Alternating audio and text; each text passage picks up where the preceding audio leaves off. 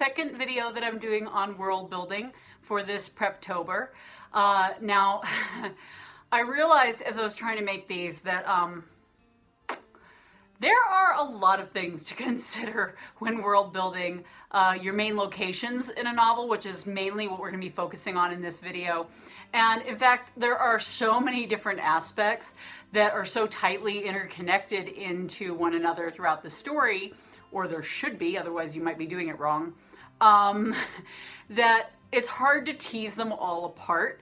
I'm going to do my very best to do that and show you how I kind of break those down into more manageable things to consider in world building.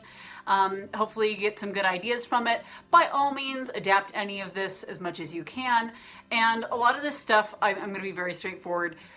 Really, I mean, you can obviously use it for stuff that doesn't fall in these genres, but it's going to work more, and you're gonna have to do a lot more if you happen to be making up your own whole fictional world or something like that. You're gonna have to do a lot more than if you're doing like a contemporary and it happens to take place in your hometown and you kind of already know all the stuff, you know? So really just adapt it to what your story's needs actually are.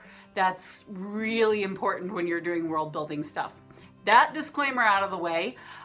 Today, the main things I'm going to be going over, because I cannot possibly cover all of this in one video, it's just impossible. Ask anybody else. It would drive me to drink. Actually, that might be fun. But anyway, we're not going to do that. So today, what I'm going to be focusing on is the history of your world, which in itself could be a giant video, but we're going to kind of just glance over that a bit.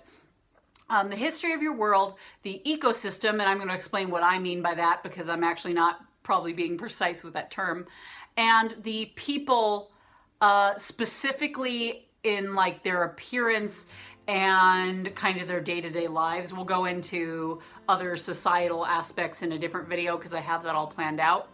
But that's what we're going to be covering today. Now, the first thing that I wanted to go over is the history of the world. Now, this means, to me, this means the significant events that led us to the story that you are telling in this location that you're doing.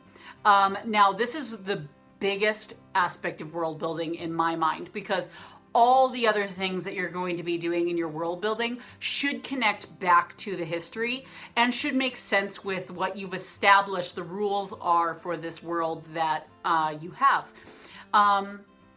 With this, if they don't all tie in and make sense with it, then you end up with a very weird, like kind of fustercluck world where everything's just a mixed bag of nonsense, and you end up with just scads of plot holes and just contradictions and all that fun stuff in your story. So we're going to be talking a little bit about some examples of things to include in your world building and how you would and would not want to do those particular aspects of world building in the context of, specifically I'm going to use the context of, just because it's easy and pretty much everybody probably has a grasp on this, the context of, let's assume your world is a barren desert wasteland, okay? You've already established that in your world history. Let's say it's a post-apocalyptic nuclear war ruined the planet. Think Mad Max or maybe like Tatooine from Star Wars. That'll be fun. So imagine that kind of world where it's just desert and it's crap, okay? These are all going to be examples for that context, just to make it easy on everybody. Okay, so the first thing I'm going to cover is what I call ecosystem. Now, that may not be the best word to use in this case. Feel free to tell me I'm an idiot in the comments, that's fine. But it's the best word I can think of at the time when I was making this. So what I qualify under that category of ecosystem is terrain, climate, weather, animal and plant life, and natural resources. And then I put etc. there because I couldn't think of anything else at the time, but I'm sure I will later and I'm going to regret it. But anyway, using our previously established example where we said that the history of this world is that there was a horrible nuclear war and it's a barren desert wasteland.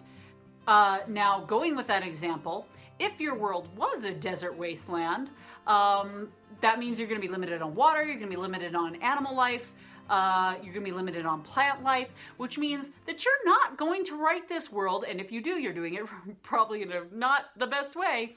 You're not going to write it with like all the animals there are like massive apex predators that would need to eat like all these other animals to be able to survive, and would probably need like massive amounts of water to be able to sustain life, unless you're going to write in something to the effect of like they have a way of storing water like camels do, which actually would be kind of a fun way of tying it into something that we are familiar with here on Earth, and that actually might be kind of fun, but still you're going to have that whole problem with where the heck did they get their food. That would be problematic. So, I mean, you can make that work if you do enough, I want to say excuses, but that's not the right word. If you make enough world building to where there is some explanation as to why those exist, but you would really have to add something in there, because otherwise it's just not going to make any sense while you've got all these massive animals somehow still surviving in a desert wasteland, even though they have nothing to live off of. That wouldn't make any sense. So there's an example of how that would not work in that particular thing. You wouldn't want to build it that way. You'd want to make sure that you're consistent with the history that you set up previously, where if it's a desert wasteland, maybe research the kind of creatures that do live in desert wastelands and stuff. There aren't a ton of them because not a lot lives in those kind of places.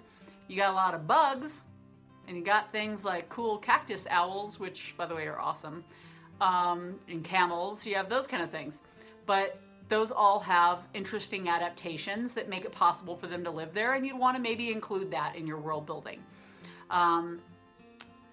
Next thing that we're going to talk about, because I could go on forever, and you could honestly rant on world building stuff for ages, but I won't. The next thing we're going to cover is stuff about people. Now, when I say people, we're going to get into social aspects and stuff a little bit more later. What I'm mainly referring to is physical features like skin color, eye color, height, weight, the clothes that they wear, hobbies they might have, jobs they might have, food they might eat, etc. We'll get more into the other aspects of people in society like religion and government in a later video, because I've got too much to say on that. But anyway, when referring to these things, you're going to also want to make sure that these things are consistent with the history that you previously set up. For example, going back to that desert wasteland thing that I was talking about, if these are people who've always lived in this desert wasteland, how likely is it going to be that they're scantily clad Caucasian people with blonde hair, blue eyes, and pale skin? They're not going to live. They're going to die of heat stroke. They're going to get a sunburn, they're going to blister up, and then they're going to die. So if you are going to have people who don't have the ideal conditions to be living in that environment, they damn well better have something to make it so that they can survive in those conditions. Otherwise, you're going to be more likely in that kind of environment, if these are people who have always lived in that kind of environment, to have darker skin. They would have adapted over centuries to actually be able to survive in their climate and not have to wear billions of layers of clothes, because it sucks in a hot desert with billions of layers of clothes. I know. Anyway, but with this, I apologize, I'm getting off topic. We're gonna get back on it here. And then it's also unlikely that, another thing is it would also be unlikely that these people are going to waste calories and waste their water by making themselves sweat more on stupid things like, I don't know, sports that are unnecessary and such. Like, they aren't going to do that. If you're in a desert society, you're not going to want to set up a desert society whose main pastime is football or basketball or something that makes them sweat and expend calories, when they're obviously going to have limited food source. You don't want to put stuff like that in, because it doesn't freaking make sense. I will say that one very good example of this, which I actually thought did a really good job of talking about how the society would have certain norms and such for exactly this kind of thing I'm talking about, where they live in a desert wasteland city, is Steal the Sky by Megan E. O'Keefe. She has a thing, and basically she says everybody wears like stuff to cover themselves when they go outside. They usually use umbrellas to shade themselves. They stay inside as much as possible, and they eat a lot of like fruits and stuff at the markets because that helps quench their thirst, and so on and so forth. And she has all these details, and I thought she was really, really good about being consistent with those things. And she actually built a wonderfully like colorful and interesting world in something that, when you take it down to its basics, is just desert and it's kind of crap. But people always kind of choose to adapt and make things different and workable for them, which I thought was really interesting how she did that. So those are just a couple of examples. Obviously, there are more things to consider. There are so many different things. The other thing in world building too, which I'm actually going to go into, and this is completely like off script, we're just going to toss that away because it has nothing to do with that. Obviously, this has been done to some success in the past by like a bunch of people. Star Wars, I'm looking at you, where your entire freaking world is just one type of like ecosystem. It's like all desert, or it's all forest, or it's all ocean, or something like that. Ah, Camino. But sorry. Okay, back on topic. But you could clearly do that, but and honestly, I can see why you might do that, because there is a precedent for that. I mean, we know our solar system, and Earth is really one out of the only, I'm going to say 9, because screw you, I still like Pluto being a planet. Out of 9 planets that does have a diversity in what the planet is like. We have oceans and forests and deserts and places that are swampy and so on and so forth. We are the only planet that's really like that. All the rest of them pretty much do seem kind of, I guess would be like, they're just very much the same atmosphere, climate, weather all around the entire planet. So I kind of see how there's a precedent set for that, because realistically, statistically speaking, we already know our own solar system kind of falls under. Most planets are mostly the same most of the way around them. But if this is an inhabitable planet, it's unlikely that they're going to be that way. And if there's any life or water on it, there's going to be areas where water settles more and more plant life grows, and then other areas which maybe get more sun exposure, so they turn into deserts and less plant life grows because it's not ideal for plants to grow there. So that's kind of my rant a little bit on that subject, which was not what I planned, is that by all means, you can make like planets that are fully one type of like climate, but you don't have to. Don't stick to that just because that's like kind of the norm for things if you're making your own whole fictional world. And if you're doing planet Earth, depending on when you're setting it, you don't have to have it look like how we have it either.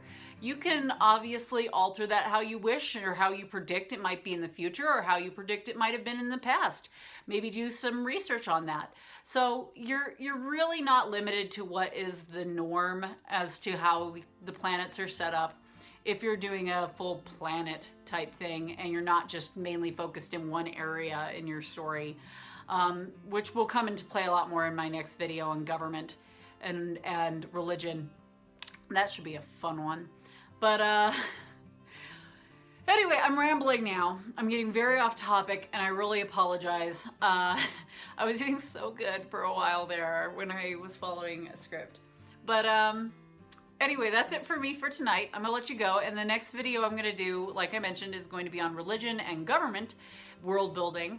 And we're gonna actually talk about kind of a controversial subject in that. I don't want to get into politics, and I'm going to try to stay as much off of that as I possibly can while discussing those subjects, but it's kind of a more like bookish controversial subject in regards to government and religion in fiction. So we will talk about that later.